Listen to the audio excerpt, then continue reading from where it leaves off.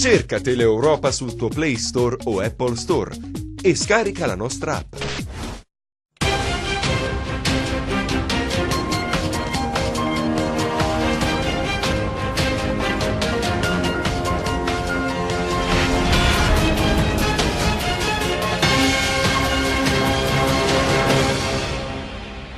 Eccoci pronti, nuova edizione del nostro TG, cominciamo con i titoli.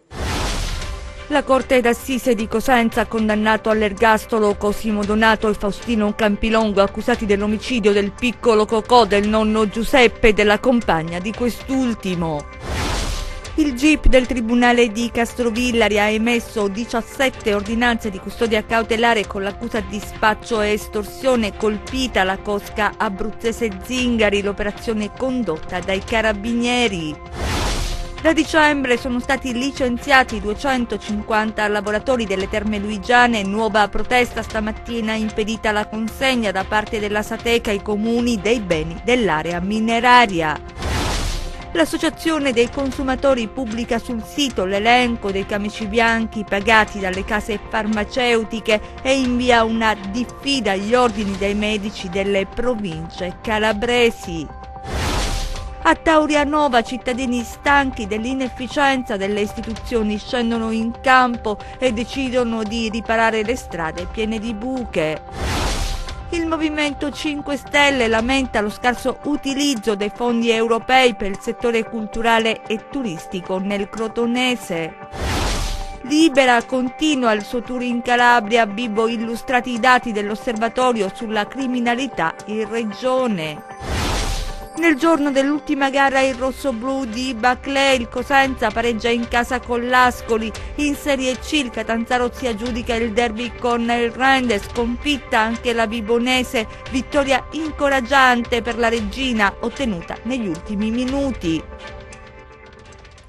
Ben ritrovati, nuova edizione del nostro TG, in primo piano la cronaca con, ricorderete, la strage di Cassano del 2014 in cui perse la vita il piccolo Cocò, solo 3 anni.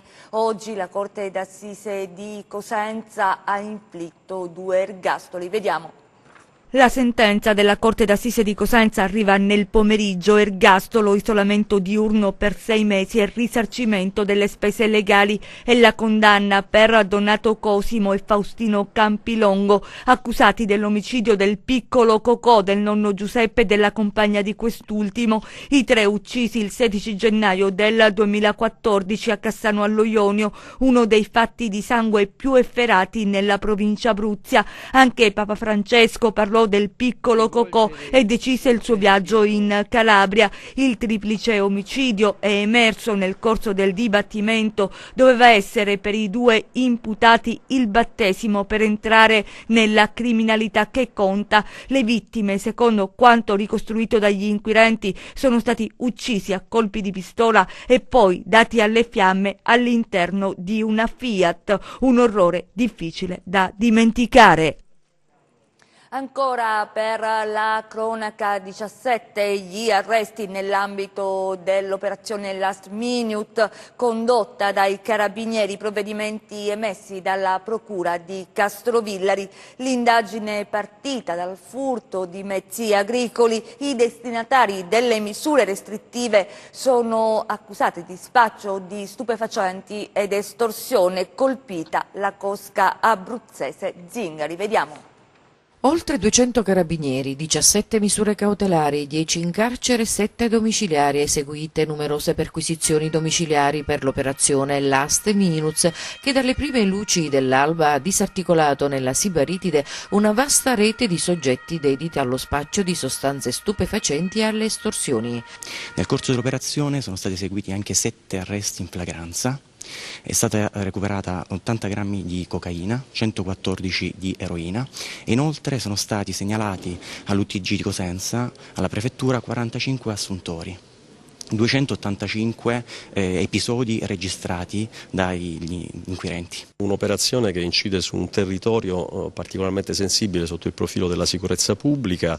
L'operazione ha permesso di individuare gruppi ramificati di soggetti dediti allo spaccio di sostanze stupefacenti anche del tipo cocaina e eroina in un territorio quale è quello di Cassano allo Ionio, la frazione di Lauropoli, che si conferma una sorta di roccaforte dello spaccio, dove affluiscono allo stesso tempo pusher e assuntori. Le indagini sono iniziate per far luce su una serie di furti di mezzi agricoli avvenuti nella Sibaritide.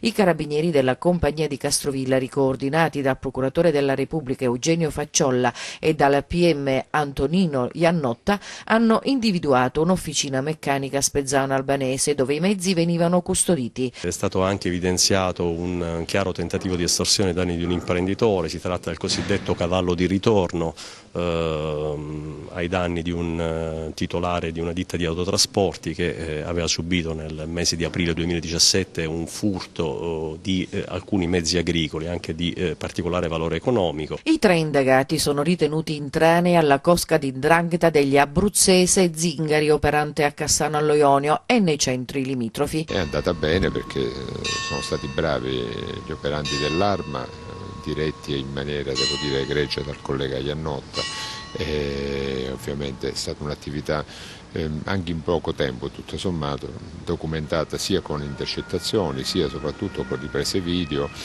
in un territorio particolarmente ostile, diciamo così, per le forze dell'ordine. Dalla cronaca alle vertenze occupazionali, nuova protesta dei lavoratori della Sateca, la società che gestisce le terme luigiane. Questa mattina hanno impedito la consegna da parte della società ai comuni di Guardia Piemontese e Acqua Appesa di beni che sorgono nell'area mineraria. Vediamo. La riunione in programma questa mattina tra le amministrazioni comunali di Guardia Piemontese e Acqua Appesa e la Sateca, la società che gestisce le terme luigiane, non c'è stata. I lavoratori hanno impedito l'incontro, che avrebbe dovuto stabilire le modalità di restituzione dei beni che sorgono nell'area mineraria da parte dell'azienda ai comuni.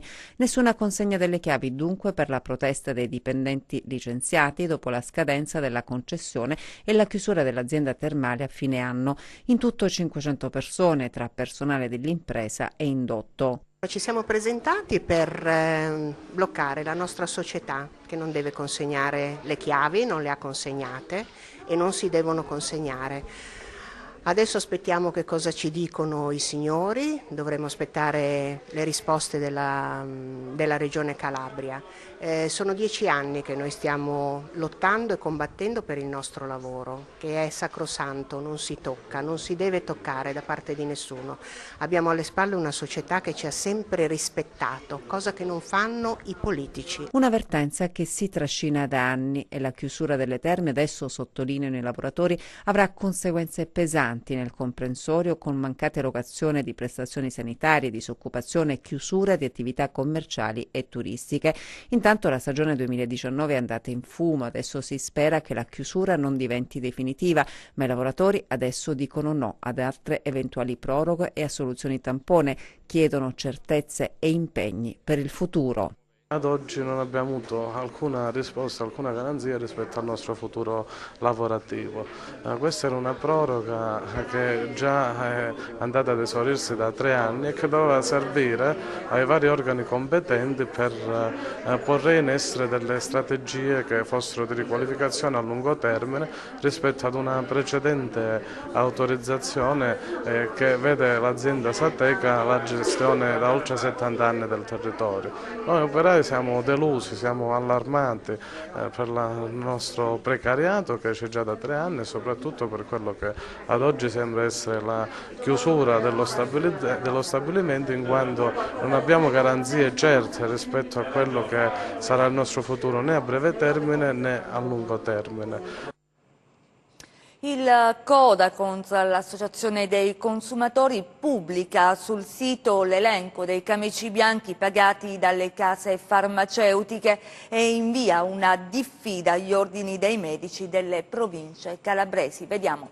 Medici calabresi pagati dalle case farmaceutiche e il Codacons della Calabria a sollevare il caso e inviare una diffida agli ordini dei medici di Catanzaro, Cosenza, Crotone, Vibo Valentia e Reggio Calabria. L'Associazione dei Consumatori ha pubblicato sul proprio sito internet la lista dei medici e delle fondazioni, università, istituti della regione che hanno ricevuto soldi dalle multinazionali dei farmaci.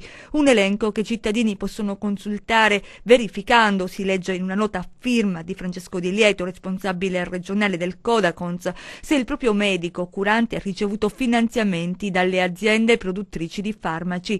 Finanziamenti, si precisa, che pur essendo forse pienamente legittimi, devono essere chiaramente dichiarati, comprensivi delle loro finalità, in modo da garantire piena trasparenza agli utenti. Da qui la decisione di diffidare gli ordini dai medici provinciali affinché dispongano per i camici bianchi calabresi l'obbligo di indicare all'interno dei propri studi tutti i rapporti con le aziende farmaceutiche, esponendo appositi cartelli volti ad informare i pazienti. Chiederemo, conclude la nota del Codacons, alla Guardia di Finanza di verificare se tali entrate siano state regolarmente dichiarate ai fini fiscali.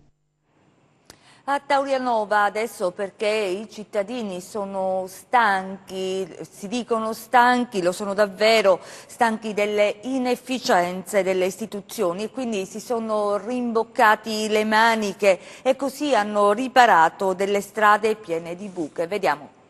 Questa immagine è l'emblema del fallimento della città metropolitana. Vedere dei cittadini che tentano di assolvere alla meno peggio, zappa e olio di gomito, quello che dovrebbero fare tecnici operai dell'ente che è venuto a sostituire la provincia di Reggio Calabria è il segnale che qualcosa non va. Non va proprio, siamo lungo una delle tante strade provinciali che intersecano la piana di Gioia Tauro. In questo caso è la SP che unisce Taurianova a Rizziconi e Rosarno, dove lo stato dell'arteria è pessimo se non tragico. Non sono più le buche a farle da padrona, ma dei veri e propri crateri dal diametro indecoroso. Sabbia e terriccio hanno preso il sopravvento al manto stradale trasportati dalle copiose piogge torrenziali delle scorse settimane e in questo caso due professionisti, per evitare ulteriori danni alle loro autovetture e a quelle dei loro clienti, sono stati costretti a rimboccarsi le maniche e fare quello che la latitante città metropolitana dovrebbe fare. Il nostro primo pensiero stamattina era: vale la pena, tocca a noi, non tocca a noi, però poi alla fine ci rendiamo conto che siamo noi quelli che tutti i giorni usufruiscono di questa strada 4 volte al giorno. Siamo noi che andiamo dal gommista un giorno sì e l'altro no, ci siamo ritrovati qui con la zappa, che è quello che abbiamo, per cercare di ripristinare un minimo, perché con questi attrezzi non si risolve il problema. Abbiamo proseguito con i nostri contatti con gli uffici che loro ritenevano competenti e siamo arrivati alla situazione che neanche ci rispondevano al telefono. Guardi, in tutta sincerità abbiamo contattato i carabinieri denunciando che l'ufficio competente non c'era nessuno che rispondesse al telefono, ma non è successo proprio niente. A Vibo Valentia adesso, perché continua il tour di Libera in Calabria. Proprio nella città di Vibo Valentia sono stati illustrati i dati dell'osservatorio sulla criminalità nella nostra regione. Vediamo. Il percorso di Libera fa tappa all'Imbadi ed è un ruolo più che simbolico questo. Chiaramente non è un caso se siamo qui all'Imbadi, è un luogo simbolico del potere criminale e violento di questo territorio. Non è un caso se Libera ha scelto appunto di avviare questo percorso proprio in questa provincia e proprio in questo periodo dove appunto stiamo assistendo a un susseguirsi di eventi, di atti intimidatori contro gli imprenditori e commercianti. È partito dall'Imbadi il tour con il quale Libera illustra in tutta la Calabria i risultati della sua ricerca durata 2 anni sulla percezione e la presenza di mafia e corruzione nei nostri territori. Il lavoro importante che Libera ha avuto la necessità di avviare per rendersi conto qual è la percezione delle mafie e del fenomeno corruttivo a distanza di oltre 20 anni dalla nascita di Libera. In particolare in Calabria questo report ha visto il coinvolgimento di oltre 645 persone attraverso la somministrazione di questionari e ci ha dato un quadro importante di quella che è appunto la percezione delle mafie e del fenomeno corruttivo nella nostra regione, dove c'è una grande evidenza della pericolosità del fenomeno mafioso e anche di quello corruttivo, ma allo stesso tempo c'è grande paura nella denuncia, perché la denuncia viene vista come un qualcosa delle quali si ha paura per le conseguenze che ne possono derivare. Questo appunto è il quadro che emerge da questo report, soprattutto sulla nostra regione. Possiamo evidenziare qualche dato? Allora, il dato maggiormente evidente appunto è quello sulla percezione della pericolosità delle mafie nella nostra regione.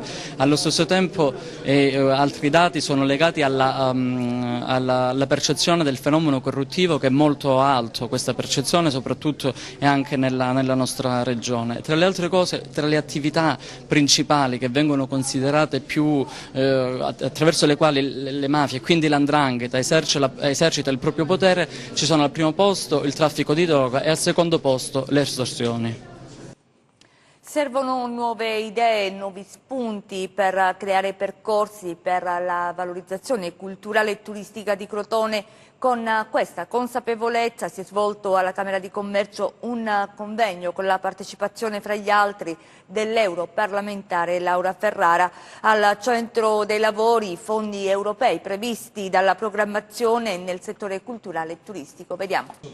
Momento di approfondimento su nuovi percorsi per la valorizzazione culturale e turistica di Crotone, con la partecipazione dell'eurodeputata dei Pentastellati Laura Ferrara e della senatrice Margherita Corrado, componente della 7ª Commissione Istruzione Pubblica e Beni Culturali.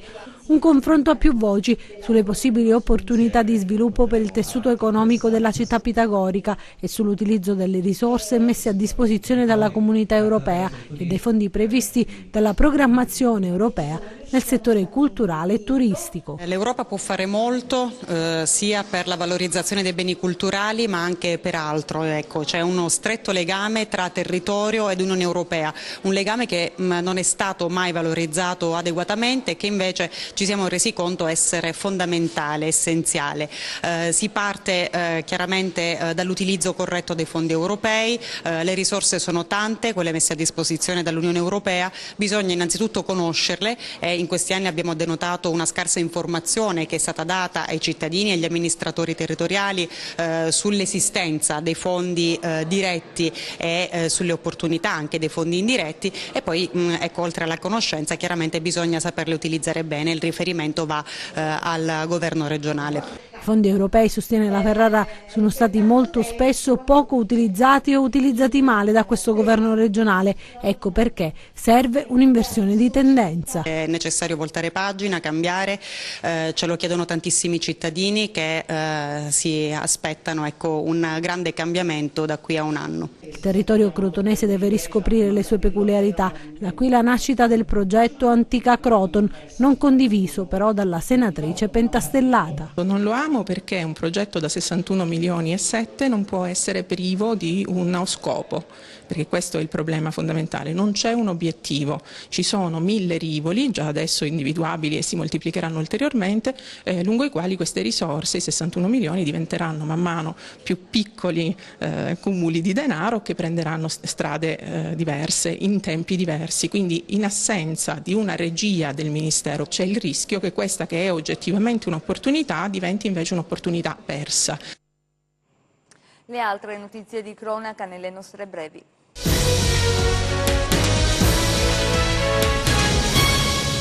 Inchiesta Calabresi nel mondo, la Cassazione conferma il sequestro di 200.000 euro a Giuseppe Galati, respinto il ricorso presentato dai legali dell'ex parlamentare. Secondo i giudici Galati non avrebbe avuto diritto a ricevere compensi per la sua attività a favore della fondazione.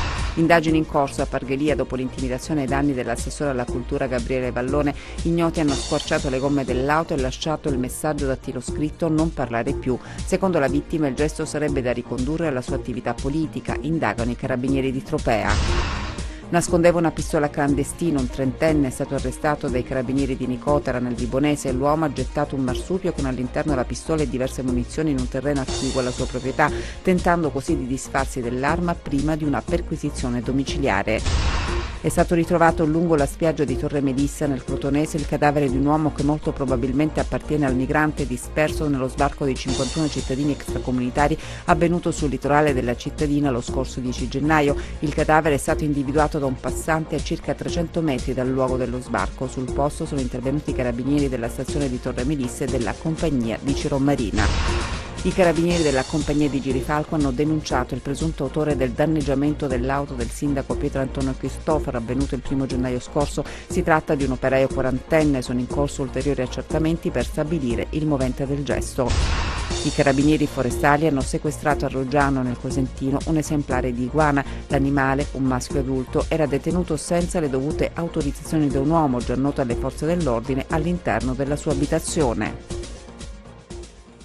Lo sport adesso, cominciamo con la Serie B, restano ancora 11 giorni alla fine del calciomercato, sessione invernale, e mentre le calabresi si muovono per rinforzi e cessioni, tra sabato e domenica è ripreso il campionato. In Serie B 2 pareggi per Crotone e Cosenza che, seppur a fatica, mettono in cascina punti preziosi in chiave salvezza. Vediamo.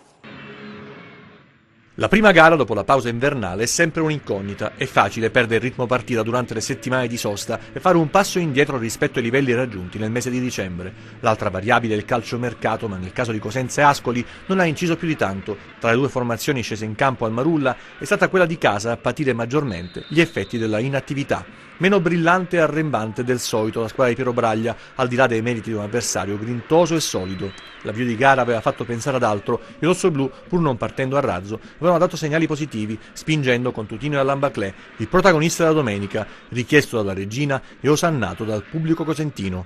2 gli interventi di Bacci nel primo tempo, uno sulla conclusione smorzata del numero 25 napoletano e l'altro sul tiro insidioso dalla distanza di Domenico Mungo.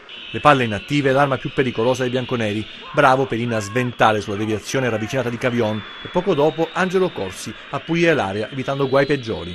Nella ripresa la palla gol più nitida, la bella azione del Cosenza, imbastita dal capitano, rifinita da Bruccini con un cross al bacio per Allambaclè. Decisivo l'istinto di Bacci sul colpo di testa del francese che avrebbe potuto infiammare il Marulla. Per il resto della gara, altre chance da una parte e dall'altra, sempre meno efficaci nonostante i cambi. Baez, Maniero e Garritano in campo per i rossoblù, un tri scalato da Braglia nell'estremo tentativo di ritrovare la Verve Sopita. Per l'Ascoli qualche spunto interessante e la recriminazione per il contatto tra Legittimo e Rossetti, prima di chiudersi a riccio nei minuti di recupero a difesa del punto. Lo Stroppa bis, iniziato prima della sosta, vive una fase cruciale. Il secondo mandato del tecnico sulla panchina del Crotone dovrà garantire ai rossoblù la concretezza mancata nella prima parte della stagione. Il cantiere è aperto, partenze eccellenti e acquisti mirati per risalire la china dall'ultimo posto toccato da Cordaz e compagni. Dopo la beffa del Duca arriva un pari con il Cittadella che sta stretto ai padroni di casa, già nel primo tempo più attivi degli avversari e più propensi a cercare la rete del vantaggio con Firenze e Simi. In particolare bravi a creare le condizioni per insidiare la porta difesa da Paleari, ma un po' modi nelle conclusioni. Nella ripresa, gara ancora più aperta grazie alle mosse dei due tecnici, Settembrini per i Veneti, ispirato e pungente, Benali e Cargbò per il Crotone, un rientro importante quello del libico, una scoperta interessante, il giovane rientrato dal prestito a Roccella. Mercoledì in campo la Serie C, dopo il turno di ieri pomeriggio, il Catanzaro ha battuto agevolmente il Rende nel derby, la Regina riparte con un successo, mentre perde a Trapani la Vibonese. Sul mercato il Rende ingaggia il difensore Peter Zikov, classe 95, e il centrocampista Mattia Bonetto, classe 97. Sentiamo. Sono bastati 39 secondi al Catanzaro per rompere l'incantesimo e sbloccare il derby con il Rende, irresistibile l'accelerazione di Fischnaller che corre verso l'area e fa partire un tiro preciso che batte Savelloni. C'è lo zampino di Canutè e la firma dello stesso Fischnaller sulle altre reti che chiudono il match già nel primo tempo. Il senegalese semina lo scompiglio nella difesa biancorossa, mai così allegra. L'attaccante altoatesino ringrazia e firma la tripletta che stende la squadra di Modesto. Al provinciale di Trapani la Vibonese va in vantaggio con una bella rete di Bubas che chiude il contropiede avviato da Scacca Barozzi. Il Trapani attende l'ingresso di Inzola per pareggiare i conti sul calcio di rigore concesso per questo contatto in area e trasformato dall'ex Carpi. Il sorpasso firmato da Toscano con una conclusione alla distanza. La Regina vince la sfida con il Bisceglie all'ultimo respiro. L'ingresso di Dumbia e Bellomo spinge gli Amaranto al successo. L'attaccante proveniente da Salernitana trova lo spunto giusto per regalare i 3 punti ai suoi.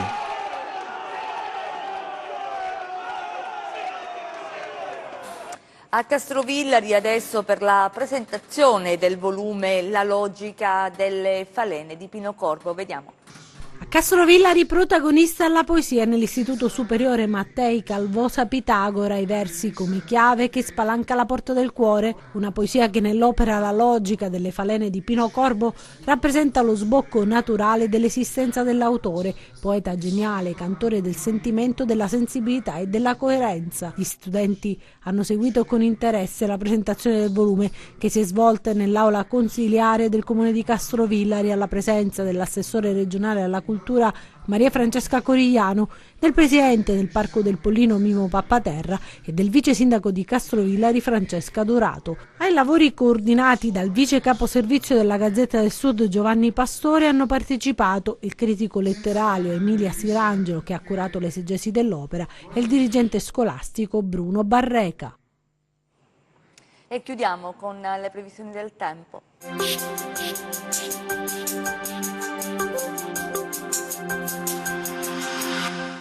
Nella mattinata di lunedì tra la Sardegna e le coste nordafricane sarà presente una bassa pressione che tra lunedì stesso e martedì si sposterà lentamente verso est, prima sul basso Tirreno, poi sul medio Adriatico, apportando maltempo anche sulla nostra regione, con piogge e nevicate che al momento si limiteranno a interessare solo le quote medio-alte. Domani cielo nuvoloso con precipitazioni che nella prima parte della giornata saranno più frequenti su Alto Tirreno, Cosentino e versanti ionici centro-meridionali. Poi dal pomeriggio i venti ruoteranno provenendo da ovest, con conseguente peggioramento del tempo su tutti i versanti tirrenici e interni, in particolare del Cosentino e del Catanzarese, con piogge sparse, localmente temporalesche e nevicate oltre 1200-1300 metri in calo nella notte successiva. Temperature stazionarie. Passiamo al comportamento di mari e venti. Domani venti dai quadranti meridionali moderati sul Tirreno con mare mosso, forti sui settori ionici tra Reggino e Basso Crotonese con mare molto mosso, tra deboli e moderati meridionali sul Golfo di Corigliano con mare mosso. Per ulteriori approfondimenti vi rimando al nostro sito web www.meteoincalabria.it e alla nostra pagina Facebook Meteo in Calabria. Ed è tutto, ci fermiamo qui, grazie per essere stati con noi, grazie in regia Michele Cava, in messa in onda Giuseppe Costanzo, noi vi auguriamo un buon proseguimento.